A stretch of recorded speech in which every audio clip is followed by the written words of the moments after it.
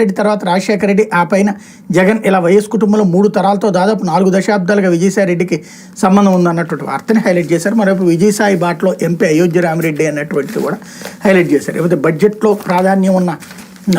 ఆంధ్రప్రదేశ్కి ప్రాధాన్యం ఇవ్వండి, కేంద్ర ఆర్థిక మంత్రి నిర్మలా సీతారామన్కు సీఎం చంద్రబాబు వినతి, పోలవరం, అమరావతి అభివృద్ధి పనులపై చర్చ, దావోస్లో చర్చల సారాన్ని వివరించిన ముఖ్యమంత్రి, కేంద్ర ప్రభుత్వం ఫిబ్రవరి 1న ప్రవేశపెట్టబోయే 2025-26 బడ్జెట్లో ఆంధ్రప్రదేశ్కి తగిన ప్రాధాన్యం ఇవ్వాలని ముఖ్యమంత్రి చంద్రబాబు కేంద్ర ఆర్థిక మంత్రి నిర్మలా సీతారామన్కు విజ్ఞప్తి చేశారు.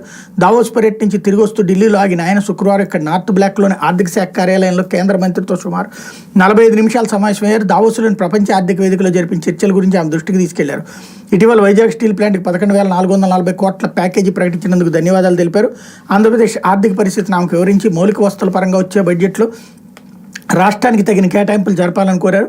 కేంద్ర ఆర్థిక మంత్రితో పోలవరం, అమరావతితో పాటు రాష్ట్రానికి సంబంధించిన కీలకమైన అభివృద్ధి పనుల గురించి చర్చించినట్టు చంద్రబాబు తర్వాత ఎక్స్లో వెల్లడించారన్నటువంటి వార్తని హైలైట్ చేశారు. ఇకపోతే సొంత వైద్యం గుండెకు